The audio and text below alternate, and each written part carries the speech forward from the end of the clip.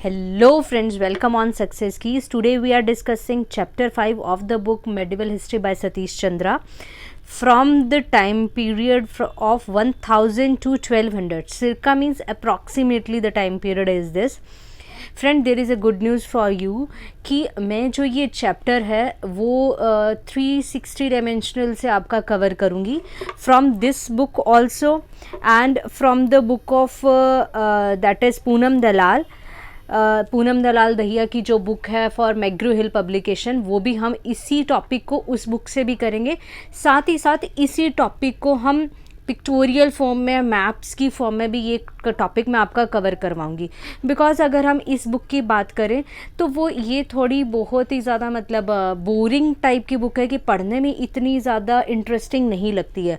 But जो पूनम दलाल की book है उसमें क्रोनोलॉजी जो सीक्वेंस है बहुत अच्छे से समझाया गया। पहले पैराग्राफ में टॉपिक समझाया जाता है, फिर उसकी क्रोनोलॉजी कौन कौन से जो डायनेस्टीज़ कैसे आती हैं, फिर उनके रूलर्स कौन कौन से थे। क्रोनोलॉजी बहुत अच्छी दी गई है। हम इसी टॉपिक को उस बुक में से भी पढ़ेंगे आज ही, और उसके बाद में इस टॉपिक को हम मैप फॉर्म के अंदर भी कवर करेंगे कि जब तक कि हम मैप उस एरिया की लोकेशन नहीं देखते तब तक कि वो दिमाग में फिट नहीं होता कि किस एरिया की बात हो रही है। और अगर बात करें कि स्टाइल ऑफ आर्किटेक्चर तो वो कैसा था, वो जब पिक्चर से समझ में आता है जितना उतना पढ़ने से वो दिमाग में फिट हो, क्योंकि दिमाग जो होता है हमारा इट्स टेकिंग द पिक्चर्स को अपने दिमाग में रखता है। ये वर्ड्स इतना दिमाग में नहीं रहता। आप वर्ड्स यहाँ पे जस्ट पढ़ते हैं बट जो पिक्चर आप दिमाग में बनाते हैं उस टाइप की वो पिक्चर्स आपको याद रहती हैं। सो हम इसको पूरा कवर अप करने के लिए इसको तीनों डायमेंशन से कवर करेंगे। उस बुक से भी पढ़ेंगे और फिर पिक्टोरियल फॉर्म में भी पढ़ेंगे। तो stay tuned with me for next lessons. और जिन्होंने भी पिछले चैप्टर्स कवर अप नहीं किया वो डिस्क्रिप्शन बॉक्स में लिंक पे जाके वो पिछले चैप्टर्स फर्स्टली कंप्लीट करें ताकि आपको आगे की ये चीज़ें समझ में आए।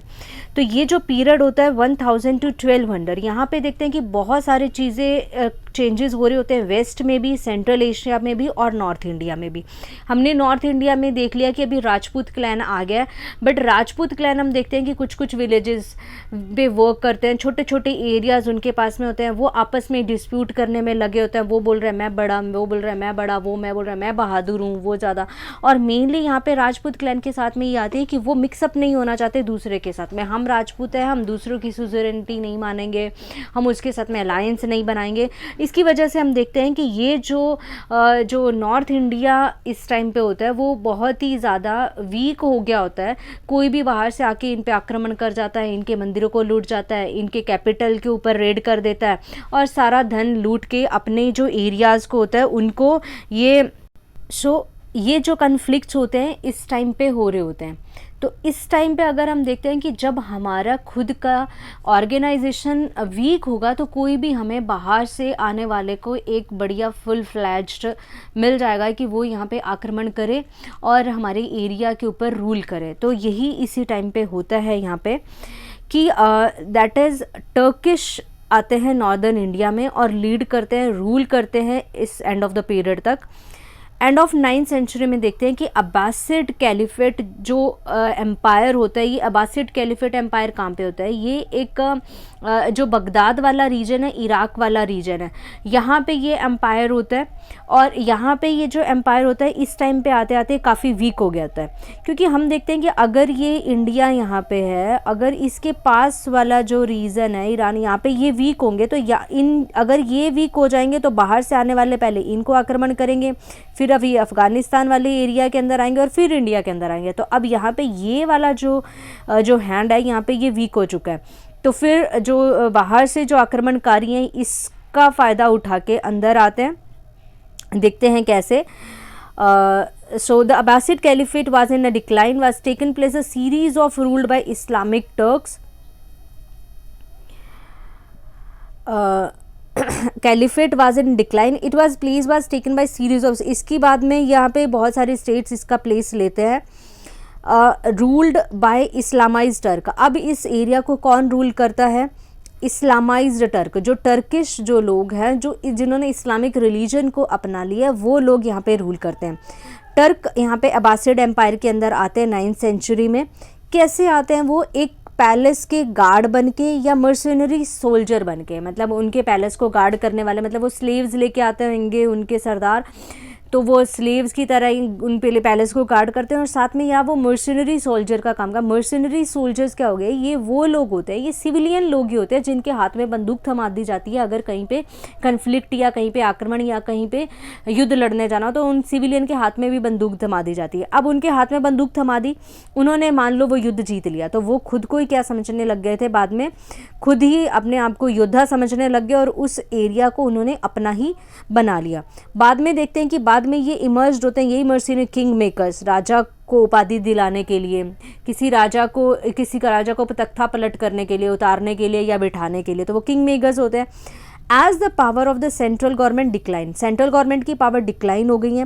प्रोविंशियल गवर्नमेंट्स है, मतलब यही हमने जो फ्यूडल लॉर्ड्स की बात कर रहे हैं, ये प्रोविंशियल गवर्नमेंट वहाँ पे काफ़ी इंडिपेंडेंट हो जाते हैं और वो अपने आप को ही खलीफा समझने लग जाते हैं। और यहाँ पे खलीफा भी उनको टाइटल देते हैं आमिर उल उमरा, कमांडर ऑफ कमांडर्स, अपने जर्नल्स को ये टाइटल्स देते हैं और उनको अपना एक सेपरेट स्फीयर दे देते हैं अथॉरिटी करने के लिए। अभी ये न्यू रूलर्स है, अपने आप को टाइटल देते हैं आमिर या सुल्तान का।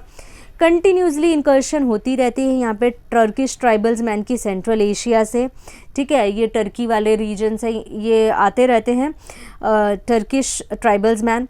मर्सिनरी करैक्टर्स होता है टर्किश सोल्जर्स का, जो फिर यहाँ पे अब पहले तो स्टार्टिंग में मर्सिनरी, अब मर्सिनरीज अब वो सोल्जर तो है ही नहीं, वो मर्सिनरी बंदा है, कोई लोकल पर्सन है, तो उनकी कोई लॉयल्टी तो होती नहीं है, वो फिर बाद में राजा को उठा के खुद ही राजा बन जाता है। तो इसी टाइम पे हम देखते हैं कि डिफरेंट रीजन्स के बीच में काफ़ी रेस्टलेसनेस होती है।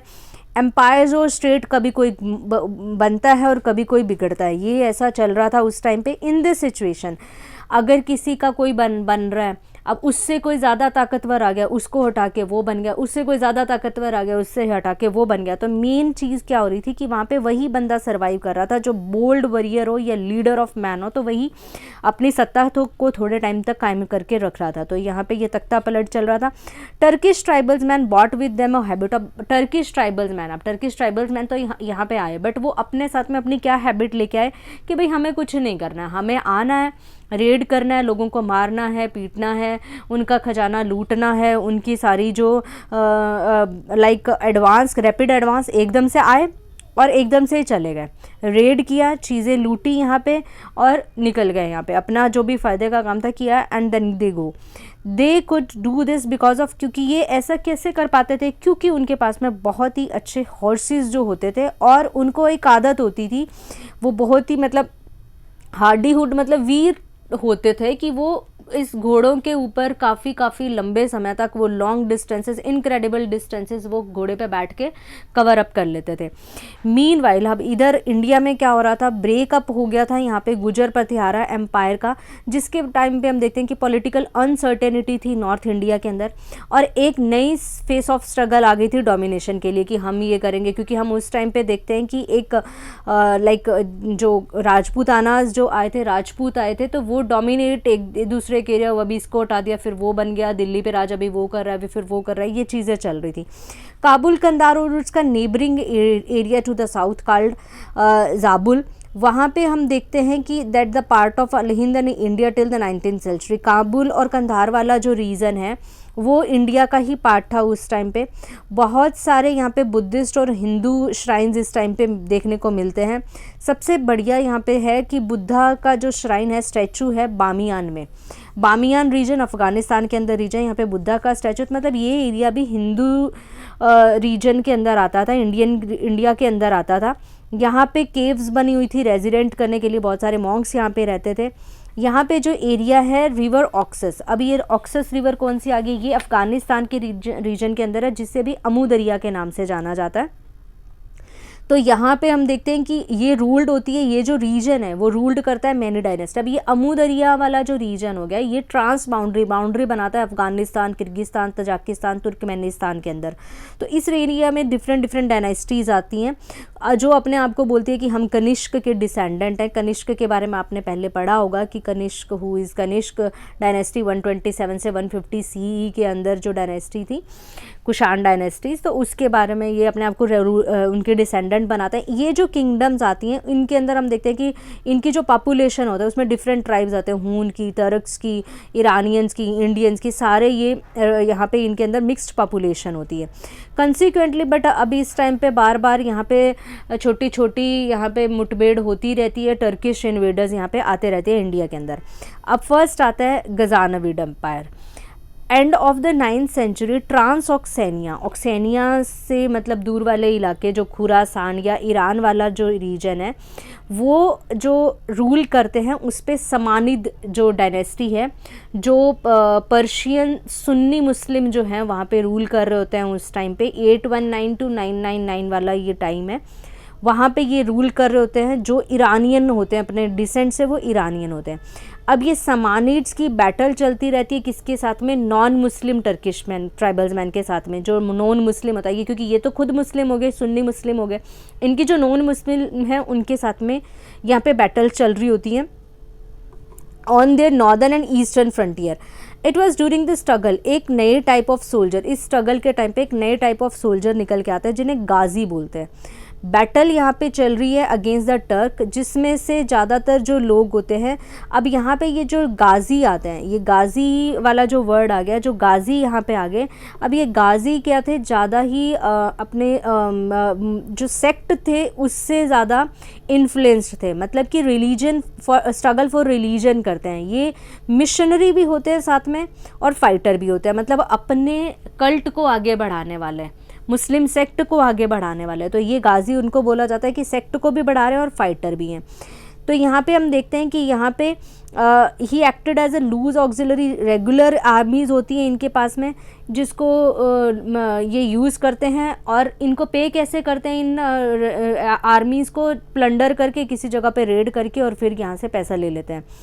यहाँ पे इनके पास में रिसोर्स काफ़ी होते हैं क्योंकि प्लंडरिंग से अपनी वेल्थ ये लेके आ रहे होते हैं। और मुस्लिम यहाँ पे हम देखते हैं कि ये इन कोर्स ऑफ टाइम बहुत सारे टर्किश बिकेम मुस्लिम, तो इसी टाइम के अंदर बहुत सारे जो तुर्क ट्राइबल मैन बाहर से आ रहे थे वो इस रीजन में आके मुस्लिम बन जाते हैं। बट हम देखते हैं कि फिर भी स्ट्रगल चलती रहती है नॉन मुस्लिम और मुस्लिम टर्क्स की। इस्लामाइज्ड जो टर्क होते हैं tribes were to emerge as a greatest defenders and crusaders of Islam, जो मैंने आपको बताया कि जो इस्लामिस्ट टर्क यहाँ पे बनते हैं उन्हें क्रूसेडर मतलब या मतलब धर्म की स्थापना या उसकी संरक्षण करता उन्हें माना जाता है। ये लव करते हैं प्लंडर को भी और साथ साथ डिफेंस भी करते हैं अपने रिलीजन का। तो अमंग द समानाइट गरमन एक टर्किश स्लेव होता है जिसे बोलते हैं Alptigin, who in the course of time एक अपना इंडिपेंडेंट किंगडम बनाता है और उसकी कैपिटल रखता है गजनी। ठीक है, उसकी कैपिटल किसको बनाता है, गजनी को। गजनी को ये रीजन है इन द अफ़गानिस्तान के अंदर द है, तो उसको अपनी कैपिटल बनाता है। ये गजनी मूवी से ना ले लेना, ठीक है। महमूद इज़ कंसीडर, अब यहाँ पे द समानिड किंगडम सून एंडेड, थोड़े टाइम के बाद में देखते हैं कि जब जैसे गजनी थे उसको टेक ओवर कर लेता है तो समानिड किंगडम उस टाइम पे एंड हो जाती है। महमूद असेंडेड द थ्रोन, यहाँ पे राजगद्दी पे बैठता है 998 to 103 at Ghazni. Mahmud is the hero of Islam माना जाता है मिडिवल मुस्लिम हिस्टोरियन के द्वारा, क्योंकि ये काफ़ी डिफेंस देता है central Asian Turkish tribal invaders को, तो उनको आने नहीं देता यहाँ पे। गाजी स्पिरिट यहाँ पे ग्रो होती है और फर्दर इंक्रीज होती है इसके रीन के अंदर। Secondly Mahmud was closely associated, यहाँ पे हम महमूद को ये भी देखते हैं कि ये एक तो गाजी स्पिरिट लेके आता है, साथ ही साथ ये रेनेसां करता है ईरानियन स्पिरिट का, ईरानी होता है ये, तो ईरानियन स्पिरिट की भी यहाँ पे दोबारा से इमर्ज होती है। यहाँ पे अब देखते हैं कि ये प्राउड अपने आप को ईरानियन मानता है, पर इसीलिए ये अरबिक लैंग्वेज और कल्चर को एक्सेप्ट नहीं करता। Samanid state had also encourage Persian language, अब समानिड जो स्टेट होता है वो एनकरेज करती है पर्शियन लैंग्वेज और लिटरेचर को, क्योंकि वो ईरानियन होती है। High water mark in the Iranian Renaissance reached, यहाँ पे फरदोसी शाह नमहा ने यहाँ पे लिखा है कि फरदोसी ने एक पोइट है, लिटरेट है कोर्ट ऑफ महमूद के अंदर, तो जिससे हम देखते हैं कि ये ईरानियन का भी रेनेसा है कि उनको यहाँ पे जगह दी जाती है, पनाह दी जाती है और वो उसके लिटरेचर को बढ़ावा दिया जाता है। He transported the struggle between Iran and Turan to the mythical times. इन्होंने लिखा है कि स्ट्रगल ईरान और तुरान, अफ़गानिस्तान और ईरान की यहाँ पे स्ट्रगल के बारे में बताया और ग्लोरी दिखाई है कि ईरानी हीरो कैसे यहाँ पे इन्होंने अफ़गानिस्तान को मार डाला या फिर उनको हराया, उनके राजाओं को हराया, मतलब ईरानियन सुपर हीरोज़ के बारे में बताते हैं। There was a resurgence of Iranian patriotism, Iranian patriotism यहाँ पे ग्रो होता है, पर्शियन लैंग्वेज ग्रो होती है, कल्चर ग्रो होता है। तो तभी हम देखते हैं कि यही वाला जो कल्चर है इंडिया के अंदर भी देखने को मिलेगा, पर्शियन लैंग्वेज और कल्चर हमारे इंडिया में देखने मिलेगा। यहाँ पे बहुत सारी जो हमारी आर्किटेक्चर है वो उससे इन्फ्लुएंस्ड मिलेगी। Thus the Turks became not only Islamized but Persianized। अब यहाँ पे इस्लामी ना सिर्फ इस्लाम को अपना रहे हैं जो टर्क उधर से आ रहे हैं, वो पर्शियनाइज्ड भी हो रहे हैं, ईरानियन कल्चर को भी अपना रहे हैं। It was this culture that they bring to the, यही कल्चर इंडिया के अंदर आता है। Mahmud played important role in the defence of Islamic state against the Turkish tribe. अब यहाँ पे महमूद डिफेंस करता है इस्लामिक स्टेट को टर्किश ट्राइब को अंदर आने के लिए, और साथ ही साथ ईरानियन कल्चर का रेनेसा करवाता है। बट इंडिया में उसको किस तरह, भाई महमूद वैसे तो बहुत अच्छा हो गया, इस्लाम के लिए बहुत अच्छा हो गया, ईरानियन कल्चर का रेनेसा करवा रहा है उसके लिए बहुत अच्छा, उसको दोबारा से उभारा है उसने, नया फॉर्म दिया उसने। बट भारत में उसको किस नाम से जाना जाता है? प्लंडर के नाम पे, कि भैया आया लूटा और यहाँ से सब कुछ लूटपाट करने वाला लुटेरा। Mahmud is said to be have 7, Mahmud को माना जाता है कि उसने 17 रेड करी थी। कहाँ पे? इंडिया के अंदर। इनिशियल रेड उसकी डायरेक्टेड थी हिंदू शाही रूलर। अभी हिंदू शाही रूलर कहाँ पे है? ये हैं पेशावर और पंजाब वाला, अफ़गानिस्तान और पाकिस्तान वाला जो एरिया है, यहाँ पे हिंदू रूलर्स थे, इनके ऊपर यहाँ पे इन्होंने रेड करी थी। उनकी कैपिटल उस टाइम पे कौन सी थी? पेशावर थी। हिंदू शाही रूलर यहाँ पे हम देखते हैं कि एकदम से काफ़ी क्विक डेंजर में आ गए थे काफ़ी, क्योंकि उसका जो एग्रेसिव बिहेवियर था। हिंदू शाही रूलर उस टाइम पे थे जयपाल। उन्होंने अलायंस भी बनाया विद एक सामानिड गवर्नर को जो वहाँ से डिस्प्लेस कर दिया था इन्होंने ही डायनेस्टी ने। तो यहाँ पे गजनवी डायनेस्टी ने सामानिड गवर्नर को डिस्प्लेस कर दिया, तो उसके साथ में जयपाल ने अलायंस बनाया, और जो भट्टी रूलर थे मुल्तान के उनके साथ में अलाइन बनाया, और अमीर जो थे मुल्तान के उनके साथ में अलायंस बनाया। बट जैसे ही यहाँ पे गजनी आता है, बट फिर भी इनका अलायंस कोई काम कर नहीं पाता, ये लोग यहाँ पे डिफीट हो जाती है इनकी। रिटेलिएशन में Ghaznavid ruler for many time, यहाँ पे उसमें रिटेलिएशन, भाई तुम यहाँ पे आ रहे हो डिफीट करो, तो उसके बाद में उसने बहुत सारी जगहों को यहाँ पे पूरा तहस नहस कर दिया। काबुल जलालाबाद वाला जो रीजन है अफ़गानिस्तान को, उसका पूरा तहस नहस उजाड़ के चला गया पूरा। In about 1990 to 1991 under the Sabuktigin. अब आ जाते हैं Sabuktigin. The Shahi suffered a serious defeat. अभी सबुतगीन के टाइम पे शाहीज़ को काफ़ी डिफीट मिलती है। Following this the provinces of Kabul और जलालाबाद वो गजनी यहाँ पे अनेक्स्ट कर लेते हैं। महमूद जो होते हैं इस टाइम पे बैटल उनके साथ में लड़ते हैं। उनके एक सेशन महमूद जब गद्दी पे बैठते हैं 980, ही रिज्यूम्ड द ऑफेंसिव अगेंस्ट शाहीज़। वो पूरे ऑफेंसिव हो जाते हैं पूरी उनको हराने के लिए शाहीज़ को। शाही रूलर जो जयपाल होता है यहाँ पे हैड इन मीन टाइम्स अपनी थोड़ी पोजीशन को स्ट्रेंथन करता है, क्योंकि ये यहाँ पे लाहौर को अपने कंट्रोल में ले आता है। शाही यहाँ पे एक्सटेंडेड फ्रॉम पेशावर, पेशावर से शाहीज़ का जो रूल होता है वो पेशावर से पंजाब तक हो जाता है, बट फिर भी बाद में हम देखते हैं कि ये गजनवी से हार जाते हैं। इन द फ्यूरियस बैटल, यहाँ पे फ्यूरियस बैटल होती है पेशावर पे 1001 में, जयपाल डिफीट हो जाता है दोबारा से। महमूद एडवांस करता है शाही कैपिटल को और उसको पूरा का पूरा तहस नहस कर देता है। यहाँ पे पीस थोड़ी सी यहाँ पे शांति बनाई जाती है जब जो शाहीज़ होता है अपना कुछ जो टेरिटरी होती है इंडस के पास में वो महमूद को दे देते हैं। पर उसके बाद में जयपाल की डेथ हो जाती है।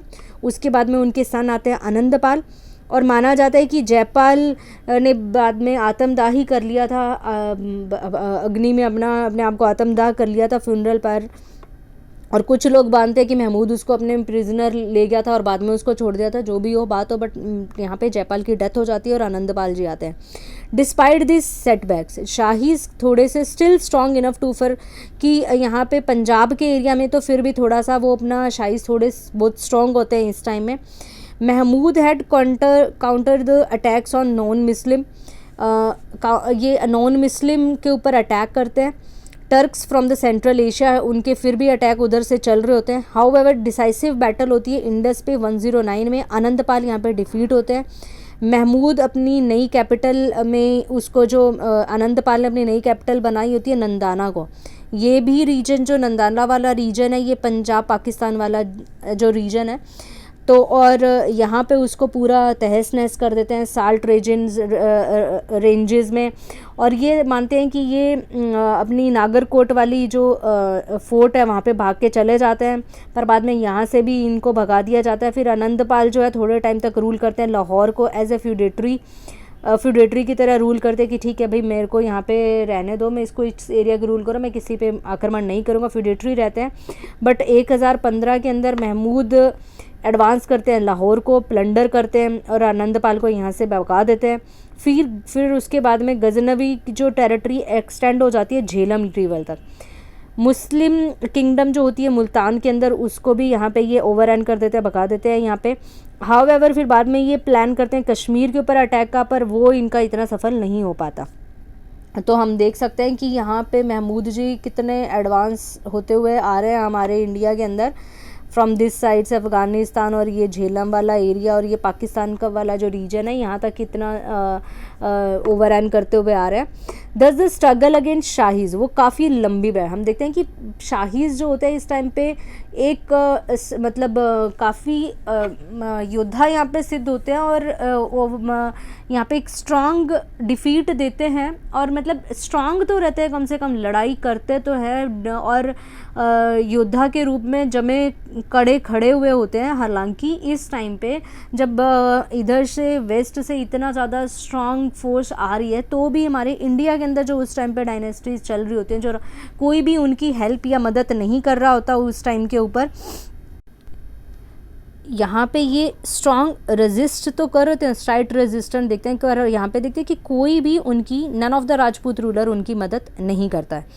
ठीक है, तो यहाँ पे महमूद विक्ट्री 7th सेंचुरी में बताई गई है कि शाहीज़ के ऊपर जब ये विक्ट्री करते हैं तो भाई उनके जब लोग लिखेंगे तो थोड़ा बड़ा चढ़ा के लिखेंगे।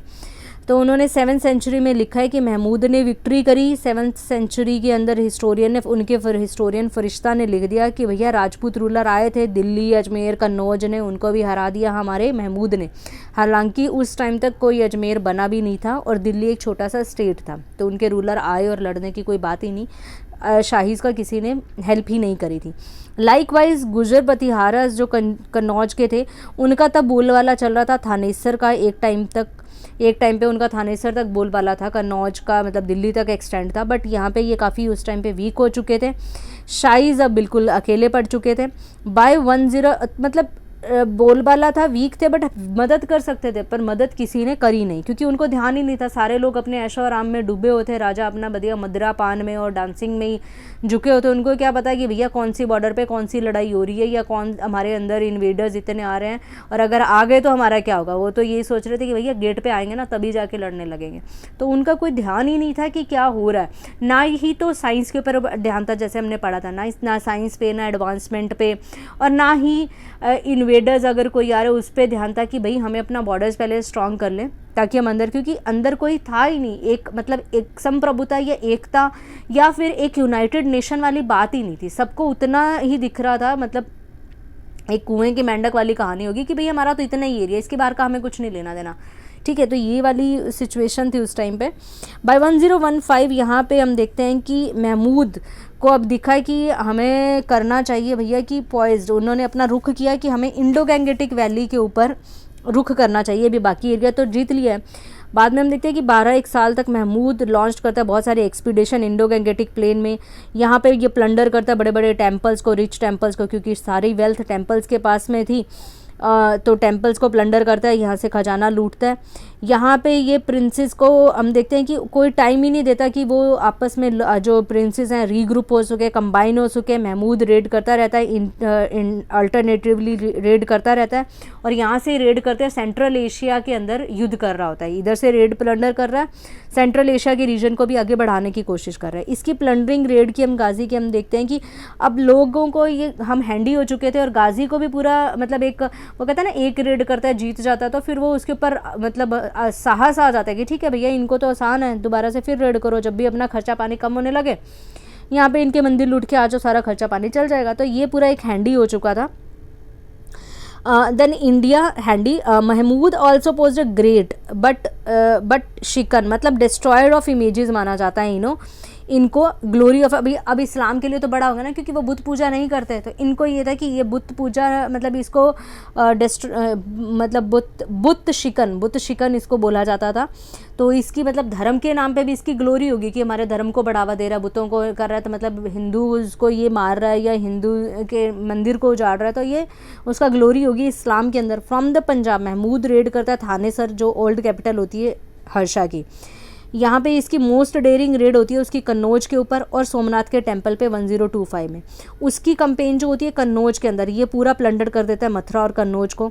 उसके बाद में कलिंजर बुंदेलखंड के अंदर जो यूपी के अंदर अभी है उसके ऊपर रेड करता है। फिर यहाँ से बहुत सारा उसको खजाना लूट के यहाँ से ले जाता है। He was able to do ये सारी चीज़ें ये कर क्यों पाता है, क्योंकि उस टाइम पे कोई भी स्ट्रॉन्ग एम्पायर एग्जिस्ट नहीं कर रहा था इंडिया के अंदर। और यहाँ पे इस टाइम पे इसने सिर्फ रेड करी है, किसी भी स्टेट को अनेक्स नहीं किया था। ये इतना नहीं दिमाग चला था कि अभी करे, पर बाद में वही भी दिमाग चल जाता है कि भैया अभी कुछ है ही नहीं इधर, रेड कर रहे हैं तो अपन इनको रूल भी कर सकते हैं। बिटवीन 1020 टू 1025 महमूद एंगेज होता है सेंट्रल एशिया के अफेयर में। मतलब वो यहाँ पे अनेक्स करने की कोशिश नहीं कर रहा है, यहाँ पे सिर्फ रेड कर रहा है, इधर रेड कर रहा है और अनेक्स सेंट्रल एशिया की टेरिटरीज को कर रहा है। पर बाद में वो क्या करता है कि जब सेंट्रल एशिया से जब वो हार जाता है और वहाँ पे अब उसका युद्ध करना वाजिब नहीं होता, तो वो इंडिया को सोचता है कि भैया इधर क्यों मत्था मार रहा है, इधर तो आसानी से कर सकता है, तो फिर इधर रुक करता है। 1025 में ये प्लान करता है कि सोमनाथ टेम्पल को रेड करे, क्योंकि वो काफ़ी रिच टेम्पल था और बहुत सारे लोग ऑफ पिलग्रिम्स वहाँ पे जाते थे। अब उसका ऑब्जेक्टिव क्या था कि डराना या शॉक करना राजपूत्स को, जो और फिर क्योंकि ये मार्च करता हुआ जाता है मुल्तान और जैसलमेर वाले रीजन्स में अपनी ह्यूज कैवेलरी को से लेके, और यहाँ पे हम देखते हैं कि अब यहाँ पे अपोजिशन उसको यहाँ पे अपोजिशन करने के लिए वहाँ पे जो कमांडर होता है वो तक बाहर जाता है, लोग उसको अपोज करते हैं, सिटीजन्स उसको अपोज करते हैं, पर वो तोड़ देता है शिवलिंगम को, शिवलिंग जो है वहाँ पे तोड़ देता है उसको, उसके अंदर से हीरे जवाहरात सब निकाल लेता है और उसको भी अपने साथ में ले जाता है टूटे हुए शिवलिंग को। यहाँ पे जो evading the attempt to some Rajput rulers to block him, यहाँ पे अटेम्प्ट किया जाता है राजपूत रूलर्स को कि इसको ब्लॉक अभी बीच में रोक दिया जाए, इसे वापस ना देना जाए, बट फिर भी गजनी जी यहाँ से निकल जाते हैं। यहाँ पे अब difficult to say whether Mahmud attack on Somnath, यहाँ पे कि वो राजस्थान और गुजरात के ऊपर अटैक करना चाह रहा था कि या फिर सोमनाथ को ही लूटने के लिए आया था, बट हम देखते हैं कि बाद में वो इनको भी हरा देता है। नेक्स्ट टाइम देखते हैं कि he died at a Ghazni in 1023, Mahmud Ghaznavi की डेथ हो जाती है गजनी के अंदर ही 1030 में। यहाँ पे it is not to correct dismiss Mahmud as just raider as plunderer. अभी यहाँ पे इतना नहीं कहा जाता कि वो ही सिर्फ एक रेडर था, प्लंडरर था, नहीं भाई वो तो ईरानियन, वो बहुत कुछ था, मतलब मुस्लिम्स के लिए तो काफ़ी रेनेसांस था, ईरानियन की रेनेसांस था।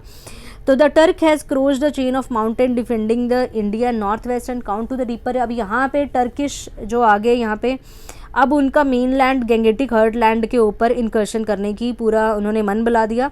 द रीज़न कि यहाँ पे हम देखते हैं कि बहुत सारे चेंजेस हो रहे थे सेंट्रल एशिया और इंडिया के अंदर और कोई स्ट्रॉन्ग एम्पायर नहीं था। डेथ ऑफ महमूद के बाद में जो पावरफुल एम्पायर होता है सेल्जुक एम्पायर, वो केम इनटू बीइंग में आता है। सेल्जुक एम्पायर जो इंक्लूड करता है सीरिया, ईरान और ट्रांसऑक्सेनिया वाला रीजन जो मैंने आपको बताया, उज्बेकिस्तान कजाकिस्तान वाला रीजन है। कंटेंडेड विद अ गजनाविद, वो गजनाविद के साथ में उनकी जो चलती है बैटल चलती है फॉर द कंट्रोल ऑफ, वो खुरासान रीजन को कंट्रोल करना चाह रहे होते हैं। तो सेल्जुक एम्पायर आ गया और गजनाविद के साथ में उनकी वॉर्स होगी। फेमस बैटल होती है, in the famous battle Masud जो सन होता है महमूद का, वो डिफीट हो जाता है और वो लाहौर भाग के चला जाता है, वहाँ पे अपनी शरण लेता है। द गजनवी का पावर अब काफ़ी श्रैंक हो जाता है, कम हो जाता है टू द गजनी, सिर्फ गजनी वाला रीजन उनके पास में रह जाता है और पंजाब वाला रीजन उनके पास में रह जाता है, बस यहाँ तक श्रैंक हो जाता है। क्योंकि हमने देखने थे पहले ये नॉर्थ वेस्ट में मूव कर रहे थे, वहाँ पे बैटल कर रहे थे, पर अब वहाँ पे कौन सा एम्पायर आ गया, ईरान वाले रीजन पे आ गया सेल्जुक एम्पायर। अब मतलब कि वहाँ तक उनको कंट्रोल कर दिया, उधर अब वो नहीं जा सकते, तो उन्होंने सोचा कि ठीक है भैया इधर नहीं जाएंगे तो हम अब इंडिया के अंदर चले जाएंगे तो फिर वो आते हैं इंडिया के अंदर। राजपूत स्टेट, अब राजपूत का हमने पिछली बार पढ़ा था कि राजपूत कैसे बने थे। कोई बोल रहा हमन कुंड में से निकले थे, कोई बोल रहा है कि छोटे छोटे जो क्लैंस थे उनमें से निकले थे, फिर उनको बड़ी उपाधि दे दी गई। तो ये ऐसे ऐसे बहुत सारे राजपूत क्लैन उस टाइम पे निकलते हैं। Garhwals of Kannauj, Paramaras of Malwa, Chauhans of Ajmer. तो ये फेमस उस टाइम के राजपूत क्लैंस होते हैं। ये छोटी छोटी डायनेस्टीज़ होती हैं, डिफरेंट पार्ट्स ऑफ में ये रूल करती हैं। मॉडर्न जबलपुर में चंदेलाज इन बुंदेलखंड, चालुक्याज ऑफ गुजरात, तोमर्स ऑफ दिल्ली, ठीक है। बंगाल अभी भी किसके अंडर होता है, पालास के अंदर होता है, और उसके बाद में सेनास के अंदर होते हैं। गढ़वाल जो कन्नौज के होते हैं अंदर होते हैं, वो gradually squeeze the Palas from Bihar, वो बिहार से पालास को बाहर निकाल देते हैं और गढ़वाल्स आ जाते हैं कन्नौज के ऊपर। At this height Garhwals kingdom extend, अब अपने हाइट के ऊपर गढ़वाल किंगडम का एक्सटेंड अगर मांगे तो मुंगेर बिहार से लेके दिल्ली तक इनका एक्सटेंड होता है। ग्रेटेस्ट लूटर इस डायनेस्टी का माना जाता है गोविंद चंद्र को, जो रूल करता है first half of the 12th century में। ये कन्नौज को अपनी कैपिटल बनाता है और बनारस को भी अपनी सेकंड कैपिटल बनाता है। पर्शियन सोर्सेज से अगर माना जाए तो गोविंद चंद्र ग्रेटेस्ट रूलर माना जाता है हिंदुस्तान का। गढ़वाल्स रेपुटेटेड होते हैं, बिगेस्ट डिफेंडर होते हैं, मतलब गजनवी रेड्स को यहाँ पे डिफेंड कर रहे होते हैं। ये गढ़वाल्स काफ़ी डिफेंडर्स होते हैं बड़े। गोविंद चंद्र को सक्सीड करते हैं उनके बेटे Jaichand, who had contended the rising power of Chauhan. और यहाँ पे वो उनकी लड़ाइयाँ चल रही होती हैं चौहान्स के साथ में। चौहान जो सर्व्ड करते हैं, जो रूलर्स होते हैं गुजरात के, और अपनी कैपिटल बनाते हैं नाडोल को। ये अभी राजस्थान वाला जालोर वाला रीजन के अंदर है ये रीजन। तो ये इसको अपना कैपिटल बनाते हैं। ग्रेटेस्ट रूलर इस डायनेस्टी के होते हैं विग्रह राज, जो कैप्चर्ड करते हैं चित्तौड़ को और एस्टेब्लिश करते हैं अजमेर को और उसको अपनी कैपिटल बनाते हैं। यहाँ पे ये संस्कृत कॉलेज बिल्ड करते हैं अजमेर में, कौन, विग्रह राज। और अनगसर में लेक वहाँ पे बनाते हैं। लाइक गढ़वाल्स और चौहान्स टू ऑफर्ड करते हैं, रेजिस्टेंस देते हैं गजनवीद रेड को। विग्रह राज कैप्चर करते हैं दिल्ली को, तोमरों से ले लेते हैं 1151 में, बट उनको रूल करने देते हैं एज अ फ्यूडेटरी। विग्रह राज का कन्फ्लिक्ट चल रहा होता है यहाँ पे परमार ऑफ मालवा के साथ में, जो मोस्ट फेमस रूलर होते हैं इस टाइम के, और उनके लीजेंड होते हैं परमारा के भोज। बोथ विग्रह राज और भोज आपस में, मतलब वो एक अच्छे एबल रूलर्स होते हैं, वो पैट्रन्स भी होते हैं। पोइट और स्कॉलर्स को यहाँ पे पैट्रन देते हैं, उनको रखते हैं अपने कोर्ट के अंदर, उनके होते हैं। विग्रह राज खुद ही उन्होंने रोट किया था संस्कृत ड्रामा। भोज फाइट करते हैं अपने नेबरर्स के साथ में साउथ और नॉर्थ के अंदर। उन्होंने काफ़ी बुक्स भी यहाँ पे, राइटिंग बुक्स ऑन फिलॉसफी, आपने काफ़ी बुक भी लिखी फिलॉसफी पे, पोइटिक पे, योगा पे, मेडिसिन्स पे, ठीक है। तो हम देख सकते हैं कि इस टाइम पे इंडिया के अंदर जो आर्ट है वो फ्लरिश हो रहा है, ठीक है। लिटरेचर जो है फ्लरिश हो रहा है। मोस्ट फेमस जो चौहान रूलर होते हैं इस टाइम पे, दैट इज़ पृथ्वीराज III, जो राजगद्दी पे बैठते हैं 11 साल की उम्र में, अबाउट 177। और जब वो यहाँ पे 16 के होते हैं तो वो पूरा एडमिनिस्ट्रेशन संभाल लेते हैं। उनकी यहाँ पे वो पॉलिसी अपनाते हैं कि एक्सपैंड करना मेरे को अपने एम्पायर को, छोटे से एम्पायर को बहुत बड़े तक लेके जाते हैं। ही वॉज नॉट सक्सेसफुल अगेंस्ट, वो चालुक्यन रूलर जो गुजरात के साथ होते हैं उनके साथ स्ट्रगल में वो सक्सेसफुल नहीं होते। तो फिर वो मूव करते हैं गंगा वैली में और एक्सपीडिशन रूल करते हैं बुंदेलखंड वाले रीजन में, कैपिटल महोबा के ऊपर ये एक्सपीडिशन, उसके ऊपर रेड करते हैं, एक्सपीडिशन करते हैं, चढ़ाई करते हैं उस पर। It was in this struggle, यहाँ पे जो उनकी स्ट्रगल के अंदर जो उनके 2 वॉरियर्स होते हैं आला और उदल, उस पर काफ़ी पोइट्री बनी हुई है, उन्होंने अपनी जान गंवा देते हैं। चंदेल रूलर जो होते हैं महोबा को, वो उनको सपोर्ट मिलती है जयचंद ऑफ कन्नौज से।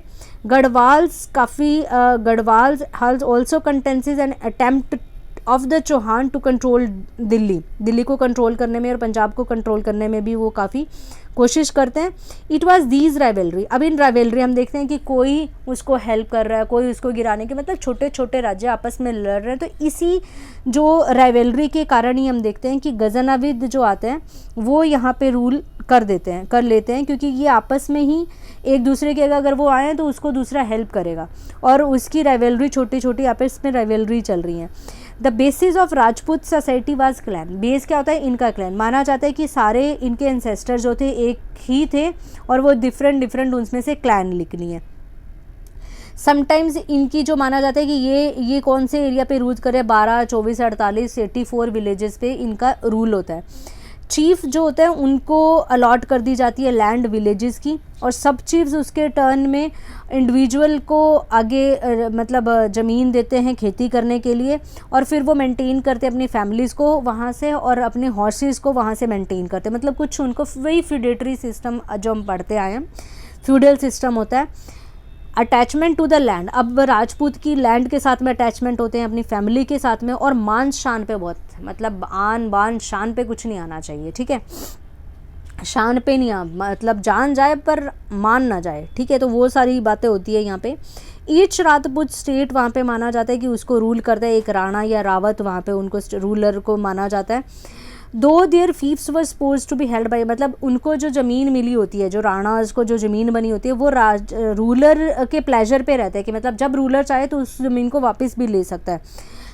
राजपूत का नोशन होता है कि वो मतलब पवित्रता, मतलब सैंटिटी, धरती माँ उसको माना जाता है, धरती को माँ मानते हैं सॉरी, और उसके लिए ही वो लड़ाई करते हैं कि मतलब हम अपनी धरती माँ को किसी को नहीं देंगे, और वो उसकी रेबेलियन चलती रहती है। The Rajput organisation society has बहुत एडवांटेजेस एंड डिसएडवांटेज। अब Rajput organisation as a society में कुछ एडवांटेजेस भी होती हैं और डिसएडवांटेज। एडवांटेजेस ये हैं कि वो मतलब ब्रदरहुड होता है आपस में, और ये सभी को समान मानते हैं, ठीक है। प्रिविलेज अमंग द राजपूत, मतलब राजपूत भाइयों का पर इनका हम देखते हैं कि इनकी जो मिक्सिंग, वो दूसरों को, बेसिक वीकनेस इज़ दैट कि ये एक एक्सक्लूसिव ग्रुप मानते हैं, अपने आप को सुपीरियर मानते हैं दूसरों के ऊपर, कि हम सुपीरियर, जैसे कि देखिए छुआछूत वाला जो है वो भी राजपूत में ज़्यादा था। तो इसी के कारण हम देखते हैं कि गैप आ जाता है राजपूत रूलिंग ग्रुप्स के बीच में और पीपल्स के बीच में जो नॉन राजपूत होते हैं। तो अगर अब अभी में देखिए कि राजपूत अगर कितने 10% पॉपुलेशन है राजस्थान की इवन टुडे, सो यहाँ पे गैप होता है कि ये दूसरे को अपने से इन्फीरियर मानते हैं और खुद को सुपीरियर मानते हैं, जिस वजह से the proportion of Rajput in total population they dominated could not have much higher during the 11th and 12th centuries. तो यहाँ पे टोटल पॉपुलेशन जिन पे ये रूल कर रहे होते वो इतनी ज़्यादा नहीं होती। राजपूत वार को एज अ सपोर्ट मानते थे, लाइक राजपूत यहाँ पे ट्रीट करते हैं वॉर को एज अ स्पोर्ट, ये अपनी ज़मीन के लिए लड़ाई करते हैं। मोस्टली जो आइडियल रूलर को माना जाता था कि दशहरा फेस्टिवल के बाद में ये अपनी पास वाले जो नेबर्स की टेरिटरीज़ को इन्वेड करने के लिए चले जाते थे। तो इसी चीज़ को लोग काफ़ी इस पॉलिसी से, विलेजेस काफ़ी पॉलिसी से परेशान थे। राजपूत रूलर उस टाइम पे हम माने जाते हैं कि चैम्पियन से हिंदुइज़म को मानते थे। कुछ जो थे राजपूत रूलर जैनिज़्म को भी मानते थे। ये काफ़ी डोनेशंस देते थे ब्राह्मण्स को, टेम्पल्स को। तो हम देखते हैं कि अगर वो टेम्पल्स को भी, आप ये एरिया देख सकते हैं, ये गजनीवी वाला एरिया ये है, यहाँ पे चौहान्स आ रहे हैं, चालुक्याज आ रहे हैं, चंदेलाज आ रहे हैं, सीनाज अभी तक यहीं पे बैठे हैं, यहाँ पे गढ़वाल्स आ गए हैं, ठीक है। तो यहाँ पे मुल्तान वाला एरियाज़ है जिसको यहाँ पे ये कैप्चर करते हुए ये आ रहे थे, ठीक है। तो आप देख सकते हैं कि इस टाइम पे अगर वो ब्राह्मण्स को या टेम्पल्स को प्रिविलेज दे रहे हैं तो वो राजा को प्रिविलेज करवा रहे हैं कि उसके अच्छा राजशाही तिलक करवाते हैं। ये सब कुछ ये चीज़ है कि अगर वो उनको दे रहे हैं तो वो उनको एबल रूलर मानते हैं, लोगों की नज़रों में उनको थोड़ा सा उठा देते हैं। तो दोनों का आपस में इंटरेस्ट चल रहे थे यहाँ पे। The period after the 8th century, particularly अगर 10th और 12th के बीच में माने तो वो रिगार्डेड माना जाता है क्लाइमैक्स इन टेम्पल बिल्डिंग। इस टाइम पे टेम्पल बिल्डिंग, और साउथ इंडिया में भी हम देखते हैं कि टेम्पल बिल्डिंग हुई थी, पर नॉर्थ इंडिया में जो टेम्पल बने थे वो नागर स्टाइल के थे, और साउथ इंडिया में हमने पढ़े थे कि वो द्रविडियन स्टाइल के थे। इन नागर स्टाइल के टेम्पल्स के अंदर देखिए गर्भगृह होता है, जो उनमें भी होता है गर्भगृह होता है, या जहाँ पे डीटी रखी जाती है, उसके बाहर पे मंडप एरिया होता है जहाँ पे हवन वगैरह किए जाते हैं, और यहाँ पे उसके ऊपर भी पूरा शिखर होता है। या इन्हीं के अंदर ही बाहर में, टेम्पल के बाहर में हाई वॉल्स होते हैं और लॉफ्टी बड़े बड़े गेट्स होते हैं। टेम्पल्स की जो यहाँ पे जो टेम्पल्स की जो वॉल्स होते हैं उन पे स्कल्पचर आर्ट की जाती है। जैसे कि अगर आप देख सकते हैं इस टाइम के रिप्रेजेंटेटिव इस ग्रुप के अगर टेम्पल हम देखें तो खजुराहो टेम्पल मध्य प्रदेश में, और भुवनेश्वर उड़ीसा के अंदर देख सकते हैं पार्श्वनाथ टेम्पल, विश्वनाथा टेम्पल और कंद्रिया महादेव का टेम्पल खजुराहो के अंदर है, वो इस स्टाइल के टेम्पल्स को पूरा अच्छे से दिखाता है। रिच एंड इलेबोरेट कार्विंग की गई है वॉल्स के ऊपर टेम्पल्स की, जिसमें स्कल्पचर बनाए गए हैं। मोस्ट ऑफ दिस टेम्पल जो इस टाइम के बनाए वो चंदेलाज ने बनाए हैं। उड़ीसा के अंदर मोस्ट सिग्निफिकेंट एग्जांपल दिखता है इस टाइम के टेम्पल आर्किटेक्चर का। द नेम इज़ लिंगाराजा टेम्पल जो 11th सेंचुरी में बना, और सन टेम्पल जो कोणार्क में बना 13th century. Famous Jagannath temple भी पुरी के अंदर इसी टाइम के अंदर बना हुआ है। बहुत सारे टेम्पल इस टाइम पे बिल्ड हुए अदर प्लेसेस में, लाइक मथुरास, बनारस, दिलवाड़ा टेम्पल जो माउंट आबू में बना हुआ है। ये जो टेम्पल्स हैं साउथ इंडिया के अंदर, जो टेम्पल्स हैं नॉर्थ इंडिया के अंदर है, वो उस टाइम पे हम देख सकते हैं कि बहुत ही इलेबोरेट टेम्पल थे। ये सोशल एंड कल्चरल लाइफ को काफ़ी इफेक्ट करते थे, सेंटर माने जाते थे, यहाँ पे लोग इकट्ठे होते थे कोई त्यौहार के टाइम पे। कुछ टेम्पल्स हम देखते हैं कि उस टाइम पे सोमनाथ, वो काफ़ी ही वेल्दी टेम्पल था उस टाइम का।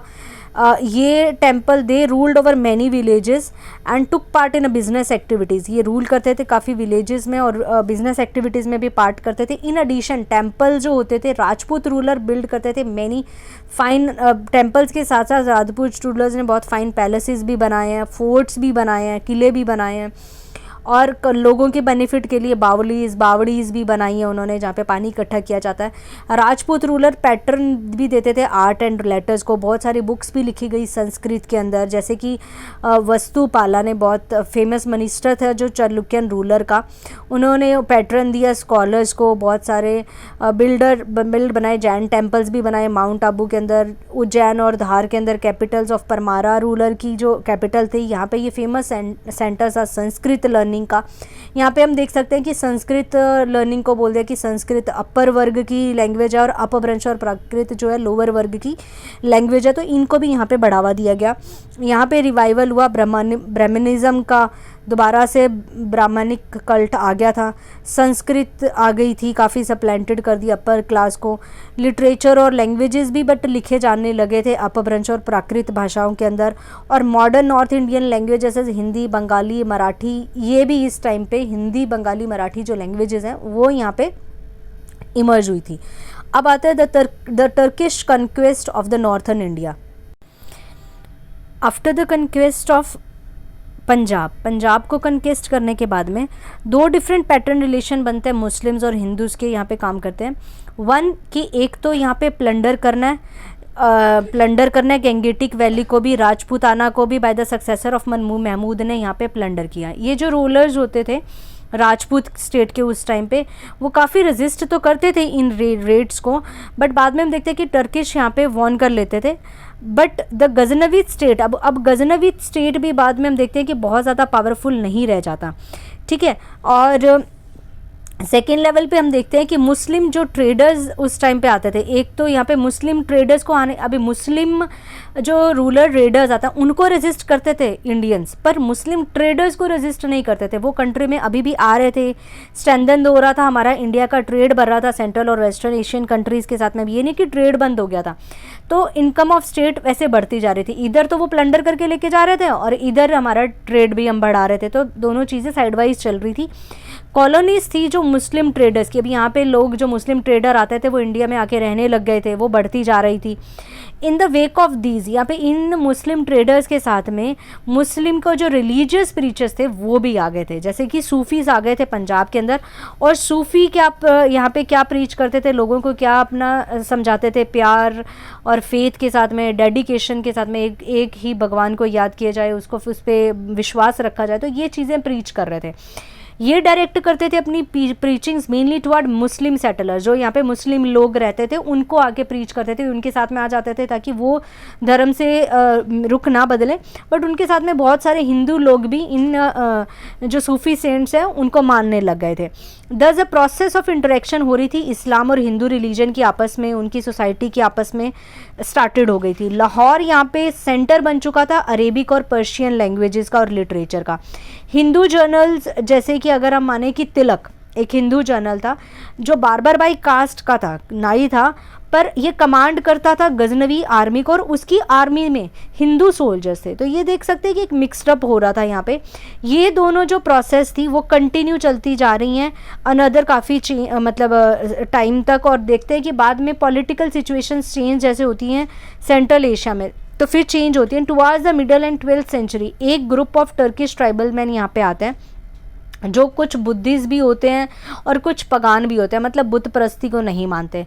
तो वो होते हैं shattered the power of Seljuk तर्क, उन्होंने सेल्जुक तर्क्स की पावर्स को कम कर देते हैं, ठीक है।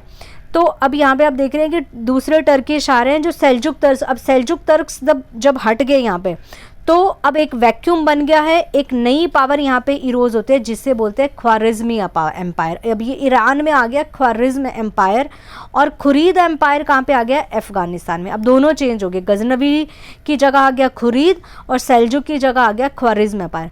अब जो खुरीद हो गए वो वसल्स होते थे पहले गजनी के, पर अब वो वसल थे मतलब फ्यूडल्स थे, अब उसको हटा के वो खुद बन गए, और पावर जो खुरीद की थी वो इंक्रीज हो रही थी अंडर द सुल्तान अलाउद्दीन, जो यहाँ पे अपने को टाइटल देता है कि वर्ल्ड बर्नर, जहान शोज़ का टाइटल देता है। और 12th सेंचुरी में ये गजनी को पूरा यहाँ पे रेवेस्ट करता है, यहाँ पे पूरा प्लंडर करता है, बर्न कर देता है पूरा का पूरा।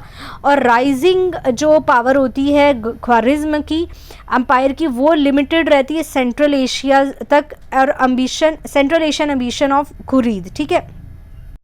अगर मतलब यहाँ पे जो ख्वारिज़्म एम्पायर जब राइज होता है, पावर बनता है, तो अब खुरीद अपना रुख नहीं करते सेंट्रल एशिया कि भाई अभी उधर क्या जाएंगे, वो तो एम्पायर वैसे ही इतना स्ट्रॉन्ग है, तो चलो अपना रुख कर लो कहाँ पे, इंडिया की तरफ। 1173 में Shahabuddin Mohammad 1173 to 1276 as known as Moizuddin Mohammad bin Sam, तो इसका ये पूरा नाम होता है। ये गजनी की थ्रोन के ऊपर बैठता है। While his elder brother was ruling at Ghor, उसका एल्डर ब्रदर गौर के अंदर रूल कर रहा होता है, पर ये यहाँ पे बैठता है राजगद्दी पे।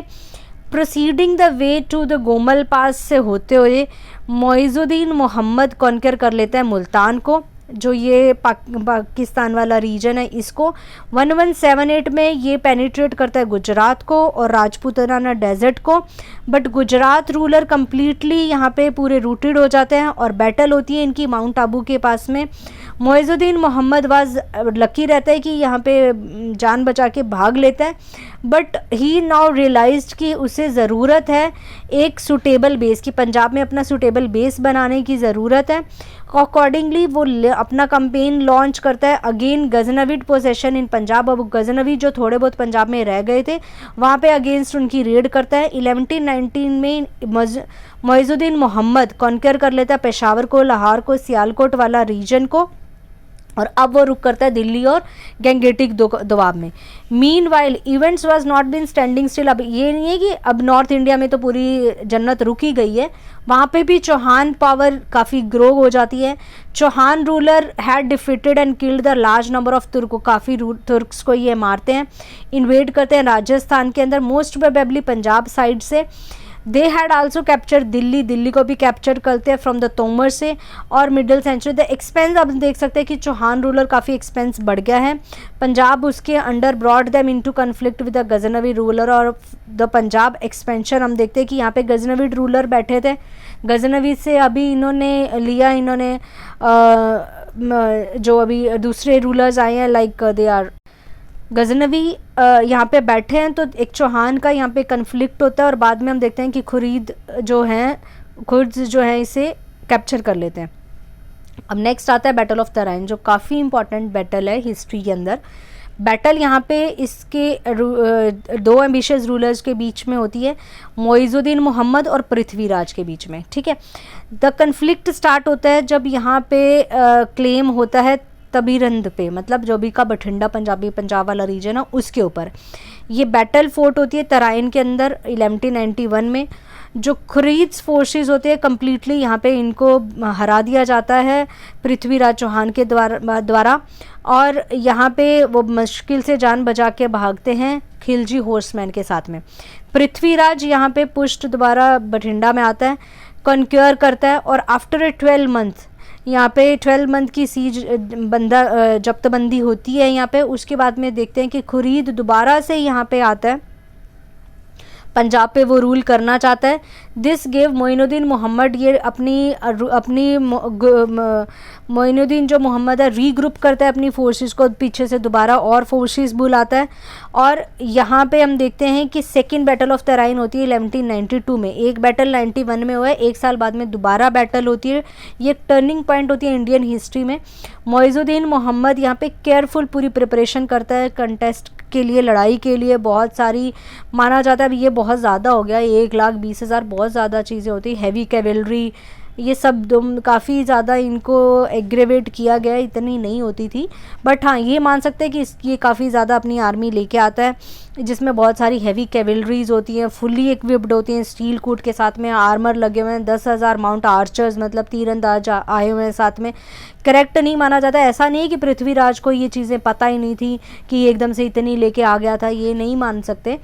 और यहाँ पे पृथ्वीराज को रियलाइज्ड होता है कि खुरीद थ्रेट पता चलता है, तो वो हेल्प भी मांगता है, किससे, जयचंद से हेल्प मांगता है। बट वो जयचंद उसे हेल्प करता नहीं है, क्योंकि पृथ्वीराज जी ने कहा जाता है कि उनकी बेटी को भगा के, संजोगिता को भगा के लेके आते हैं, इसकी वजह से उनकी जो रंजिश होती है वो होती है, तो वो जयचंद उनकी कोई हेल्प नहीं करते और पृथ्वीराज जी यहाँ पे बैटल को हार जाते हैं।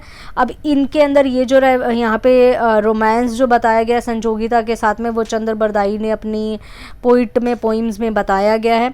Prithviraj fielded a force, Prithviraj के पास में भी फोर्स होती हैं, कुछ 300 एलिफेंट्स होते हैं, कैवेलरीज होती हैं, ये भी थोड़ा एग्जेगरेट किया गया है, बट फिर भी ये सुपीरियर होती हैं।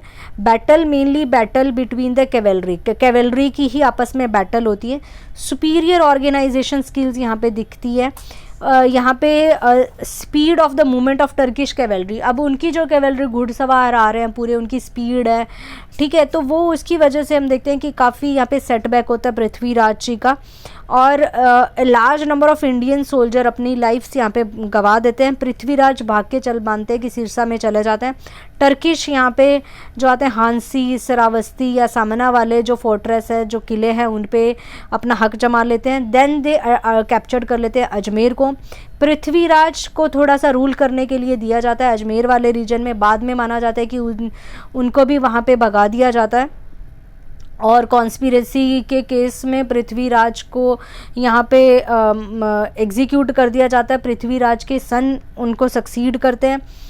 अब यहाँ पे कैसे माना जाता है कि अजमेर पे इनको रूल कर दिया जाता है, क्योंकि हम यहाँ पे देखते हैं कि अजमेर वाले रीजन में जो कॉइन्स जो हैं उस टाइम के, उसमें एक साइड पे तो पृथ्वीराज की फ़ोटो लगी हुई है और दूसरी साइड पे यहाँ पे कॉइन पे नाम लिखा हुआ है श्री मोहम्मद सम का, वहाँ पे वर्ड्स में उनका नाम लिखा, तो हो सकता है कि वहाँ पे फ्यूडेटरी की तरह वो रूल कर रहे हो।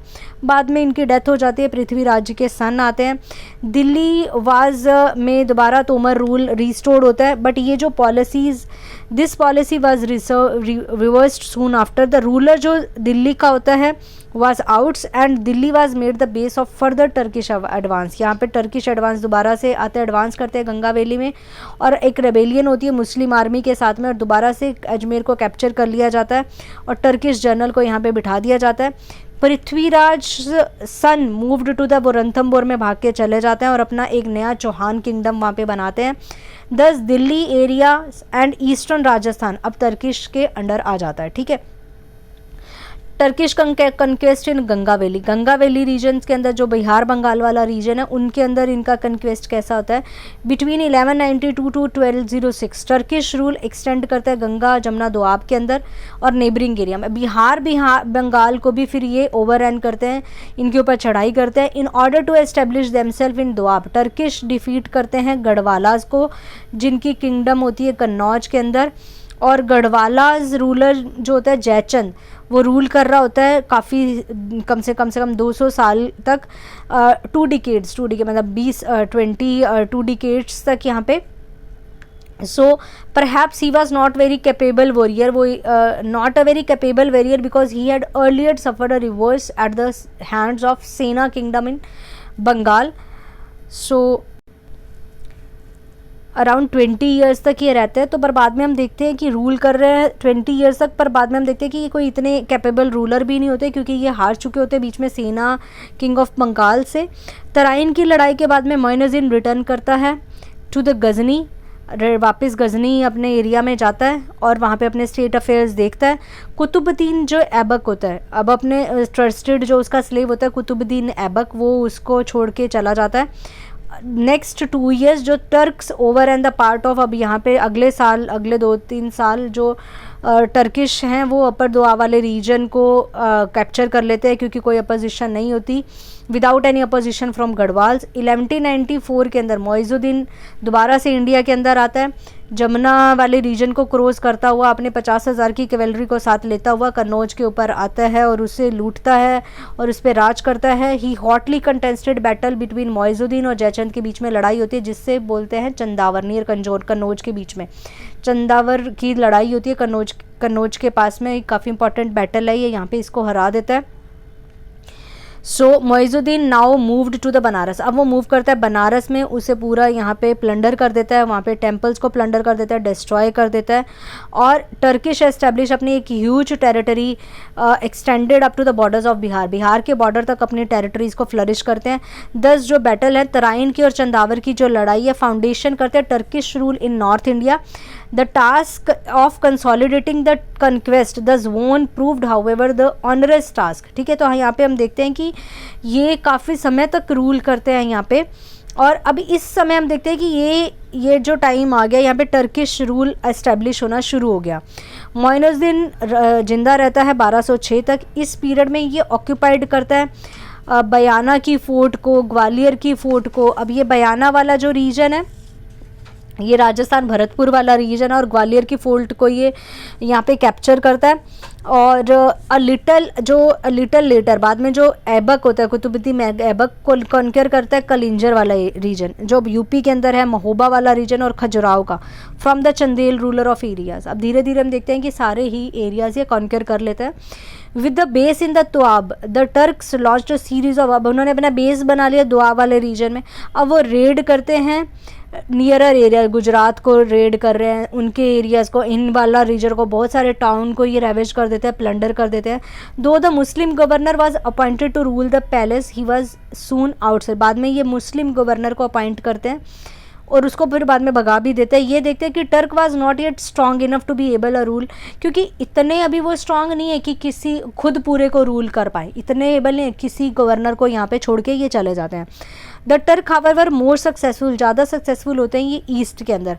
खिलजी ऑफिसर जो होता है बख्तियार खिलजी, हुज अंकल जिन्होंने तराइन की लड़ाई लड़ी होती है, उनको अपॉइंट करते हैं इंचार्ज यहाँ पे एरियाज़ बियॉन्ड द बनारस के बियॉन्ड वाले रीजन का, उनको इंचार्ज बना देते हैं। He had taken advantage of this and make frequent raids, ये बिहार के अंदर रेड करते हैं। और क्योंकि यहाँ पे नो मैन लैंड होता है, कोई भी इनको यहाँ पे डिफीट करने वाला होता नहीं है। ड्यूरिंग दिस रेड ये अटैक्ड एंड डिस्ट्रॉयड करते हैं बहुत सारे फेमस बुद्धिस्ट मोनास्ट्रीज़ को, बिहार, नालंदा, विक्रमशिला यूनिवर्सिटीज़ को, क्योंकि यहाँ पे इनका कोई प्रोटेक्टर बचा ही नहीं होता। यहाँ पे बहुत सारी इनको वेल्थ मिलती है और बहुत सारे फॉलोवर्स भी इसके अराउंड गैदर्ड होते हैं, इनको वेल्थ बहुत सारी मिलती है। उनकी रेड में ये कलेक्ट, अब यहाँ पे अभी इन्होंने ये रेड करी बिहार वाले, तो ये अब ये रूट खोजने लग जाते हैं कि बंगाल को कैसे कैप्चर किया जाए, क्योंकि बंगाल उस टाइम पे काफ़ी फ्लरिश्ड होता है, क्योंकि यहाँ पे फॉरेन ट्रेड काफ़ी अच्छा चल रहा होता है। तो ये अब बिहार की तरफ अपना रुख करते हैं।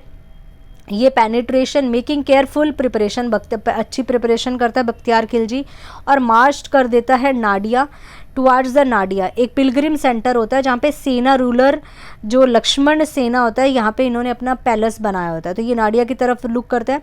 अब टर्किश हॉर्समैन जो होते हैं, horse merchants and become common side, Turkish horse merchant यहाँ पे आ रहे होते हैं। अब ये अपने आप को प्रिटेंड करते हैं कि हम हॉर्स मर्चेंट ही आए हैं, बख्तियार खिलजी अपने आप को प्रिटेंड करता है और ये कन्फ्यूजन क्रिएट कर देता है।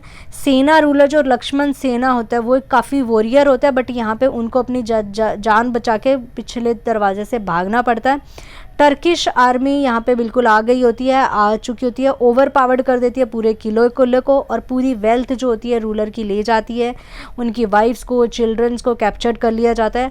ये इवेंट माना जाता है कि 1204 में हुआ था। बख्तियार फिर मार्च करता है सेना की कैपिटल को लखनौती उस टाइम पे अभी जो गौर वाला रीजन है उसको माना जाता है, तो यहाँ पे कोई अपोजिशन होती नहीं, उसको ये कैप्चर कर देते हैं। लक्ष्मण सेना कहाँ चले, सोनर गांव जो साउथ बंगाल वाला रीजन है वहाँ पे चले जाते हैं और कंटिन्यूड फिर वहाँ पे उस एरिया को रूल करते हैं। बट लखनौती वाला कैपिटल जो है इनके खिलजी के हाथ में चले जाती है। Although Bakhtiyar Khilji was formally appointed as governor, अब वहाँ पे उनको गवर्नर बना दिया जाता है मोइजुद्दीन द्वारा कि चलो भैया तुमने कैप्चर किया, तुम इस एरिया के गवर्नर बन जाओ। वो रूल्ड करते हैं इस एरिया को, वर्चुअली इंडिपेंडेंट रूलर होते हैं। But he was not to enjoy his position, अब ज़्यादा लंबे समय तक ये रूल नहीं कर पाते क्योंकि ये एक पागलपंती करते हैं बीच में, मतलब वो हुआ था ना, पूरे कॉन्फिडेंट में आ जाते हैं। तो अब ये चलते हैं कि भैया हमने ये तो कैप्चर कर ही लिया, चलो अब असम की तरफ रूल करो। और एक्सपीडिशन का इनका होता है कि रुको कि हम तिब्बत के ऊपर रूल करेंगे।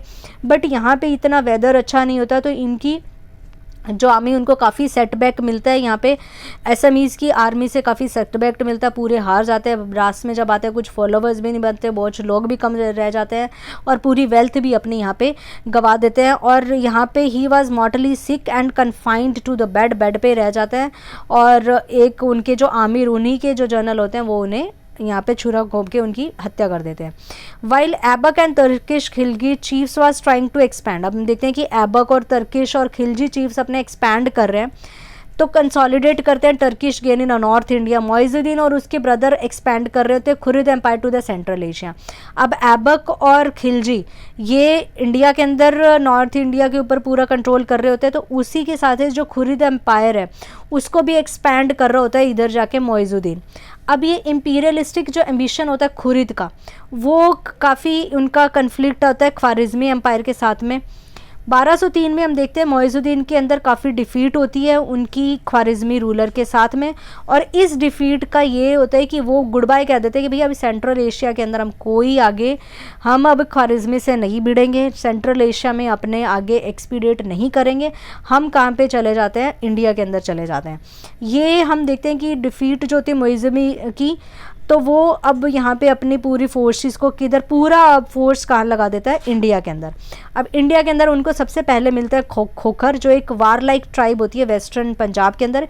पहले तो ये इनको हराते हैं, 1206 के अंदर डील करते हैं खोखर के साथ में, रेबेलियन होती है।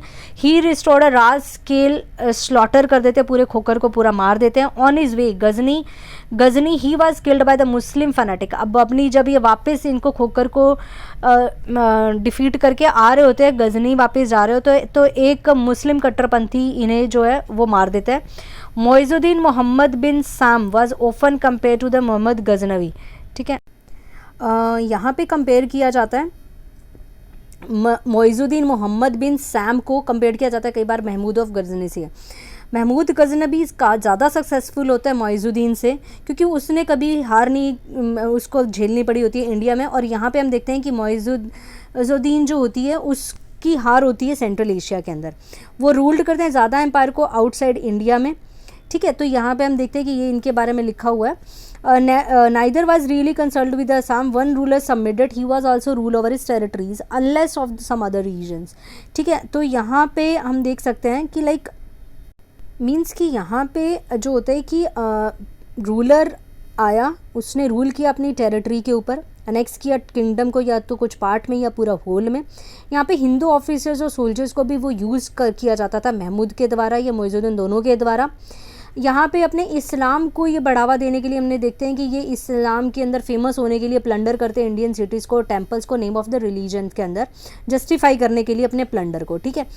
अब causes of defeat of Rajput, अब ये तो लोग आए बट हमारा यहाँ पे कॉज क्या था राजपूत का डिफीट होने का, वो यहाँ पे पूरा एक्सप्लेन किया गया है कि यहाँ पे ये ज़रूरी नहीं था कि भाई वो तर्क ज़्यादा सुपीरियर थे और हम इन्फीरियर थे, उनके पास में ज़्यादा आर्म्स एंड एमिनेशन थी, हमारे पास में नहीं थी, या फिर वो ज़्यादा ग्रेट वॉरियर थे, हम ज़्यादा ग्रेट वॉरियर नहीं थे, और या वो ग्रेट रूलर थे, यहाँ पे रूलर नहीं थे। मतलब वीर तो राजपूत भी बहुत थे, बट मेन प्रॉब्लम क्या हो जाती है, वीकनेस क्या थी इनकी, सोशल एंड ऑर्गेनाइजेशन। ना तो वो ऑर्गेनाइज्ड नहीं थे, उनकी आर्मी ऑर्गेनाइज्ड नहीं थी, सोसाइटी ऑर्गेनाइज्ड नहीं थी।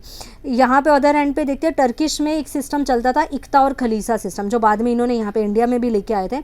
अब इक्ता और खलीसा सिस्टम, इक्ता मतलब रेवेन्यू लैंड्स होती है, इक्ता मतलब एक फ्यूडल लॉर्ड को दे दी, वहाँ से वो रेवेन्यू देगा, खलीसा जो डायरेक्टली किंग के अंडर होती है, वहाँ से उसे रेवेन्यू जनरेट होता है। तो ये सिस्टम यहाँ पे था, जो इंडिया के अंदर राजपूत के अंदर ये सिस्टम नहीं था, वो तो वैसे ही छोटे छोटे एरिया पे रूल कर रहे थे, तो वो सिस्टम यहाँ पे नहीं था, जिसकी वजह से रेवेन्यू भी नहीं था स्ट्रॉन्ग। और इक्ता और खलीसा सिस्टम है, उसके इक्ता सिस्टम में उसको एक प्रॉपर आर्मी भी अपने पास में रखनी होती है, बट यहाँ पे एक प्रॉपर आर्मी होती नहीं थी, ये एक मेन रीज़न था। और दूसरा, आपस में छोटे छोटे क्लैंस होने के कारण वो आपस में ही राइवलरीज में लड़ते रहते थे, और बदला लेने की कोशिश, उसके साथ में बदला, ये सारे सिस्टम थे, जिसकी वजह से हम देख सकते हैं कि यहाँ पे उनकी हार हुई थी, कि यूनिटी बिल्कुल भी नहीं थी यहाँ पे। और यहाँ पे ये देखते हैं कि गाजीज़ के अंदर गाजी स्पिरिट थी, राजपूत, जैसे कि यहाँ पे Rajput consider retreat in a battle, अब यहाँ पे वो इम्ब्यूड थे, अपने गाजी स्पिरिट थे, तो राजपूत भी मतलब स्पिरिट थे, अगर वो एक गाजी स्पिरिट को ले गया था तो राजपूत आना भी एक स्पिरिट थे, कि वो कभी बैटल से यहाँ पे भागते नहीं थी, मतलब रिट्रीट करना बैटल से वो अपने एक डिसऑनर माना जाता था, कि हमारे शर्म की बात मानी जाती थी। तो ये सेम चीज़ें थी, दोनों एक स्ट्रॉन्ग वॉरियर थे, फोर्सेस भी अच्छी थी, बस टर्किश के पास में एक जो फोर्सेस, जो उनके हॉर्सेस थे, वो एक स्ट्रॉन्ग पॉइंट था, बट उसकी जगह पे हमारे पास में एलिफेंट थे, तो वो कोई बात नहीं थी। मेन थी ऑर्गेनाइजेशन बिल्कुल भी नहीं थे, जिसकी वजह से हम देखते हैं कि ये जो रूल करती है टर्किश डायनेस्टीज़ या डिफरेंट मुस्लिम डायनेस्टीज़ इंडिया के ऊपर, जिसके बारे में हम आगे स्टडी करेंगे दिल्ली सल्तनत के पीरियड में। Stay tuned with me for the next lesson. Thank you, have a nice day, bye bye, Jai Hind, जय भारत।